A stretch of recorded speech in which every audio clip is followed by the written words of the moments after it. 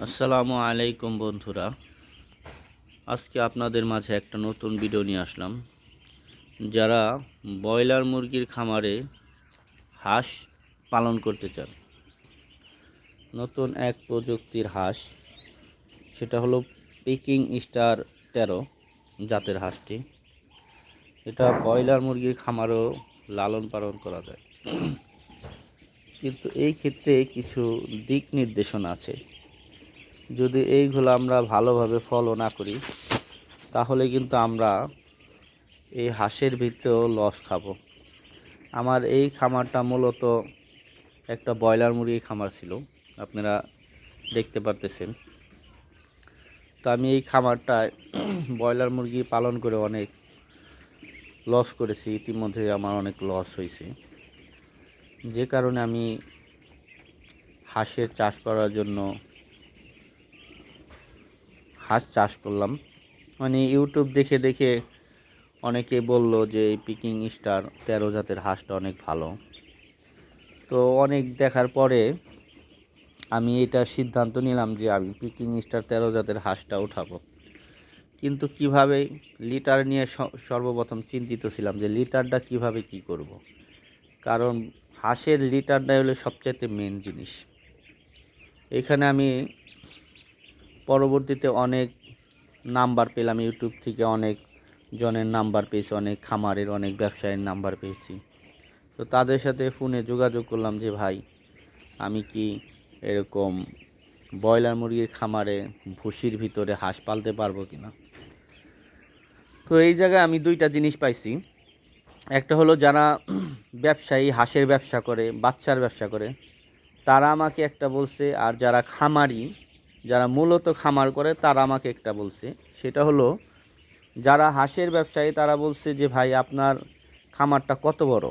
আমি বলছি আমার খামারটা এরকম 800 স্কোয়ার ফিট। তো তারা আমাকে বলছে যে আপনি অনায়াসে 500 বাচ্চা পালতে পারবেন। তো কয়েক জায়গায় বলছিস, তারা কয়েকজনেই বলছে হ্যাঁ এটাও ঠিক আছে, কিন্তু 500 বাচ্চা পালতে গেলে 800 স্কোয়ার ফিটে আপনার লিটারের একটা প্রবলেম হবে। যেটা হলো দেখেন আমার এইখানে লিটারগুলো কিন্তু একদম শুকনো, যে লিটারগুলো দেখতেছেন একদম শুকনো। কিন্তু আপনি যদি 500 বাচ্চা ওঠান, সেই ক্ষেত্রে কিন্তু আপনার লিটারটা শুকনো থাকবে না, লিটারের ভিতরে আপনার অনেক সমস্যা হবে। আর যে কোনো জিনিসেরই যদি ম্যানেজমেন্ট ব্যবস্থা ভালো না হয়, তাহলে কিন্তু আপনার ক্ষতির সম্মুখীন বেশি হতে হবে। এতে ব্রয়লার পালেন আর হাঁস পালেন। কারণ এই যে যে পর্দাটা দেখতেছেন, এখন কিন্তু একটু আগে অনেক বৃষ্টি, মানে এরকম তুফানের মতো আসছিল, এখন একটু রৌদ্র উঠতেছে। আমার এই পর্দাটাও নামানো ছিল, আমি এখন উঠাই দিছি। রৌদ্র উঠে গেছে, আমি এখন সবগুলা পর্দা উঠাই দেব।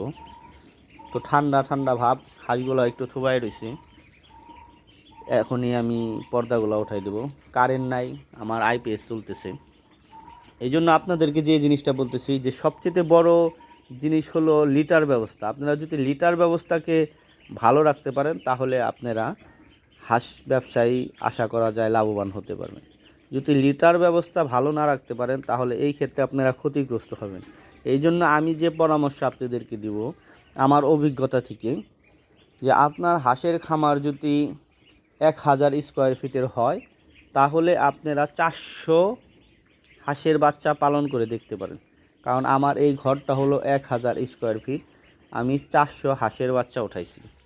আর আমার এইখানে কিন্তু আমি বোর্ডিং কিন্তু আপনার তুষ আর কাঠের ভুসি এগুলা মিলানো ছিল, এগুলার ভিত্তিতে আমি করতেছি।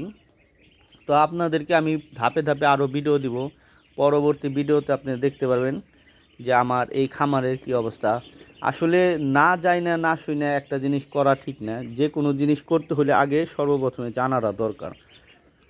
এই জন্য আমি আপনাদেরকে বলতেছি, আপনারা যদি হাঁসের খামার করতে চান, তাহলে সর্বপ্রথমে আগে জানুন, যাই না সেটা এরপরে এইটাকে করুন। ঠিক আছে ভাই? ওকে, আসসালামু আলাইকুম। পরবর্তী ভিডিও আবারও দেওয়া হবে ইনশাআল্লাহ। সেই পর্যন্ত আমাদের সাথেই থাকুন। আসসালামু আলাইকুম।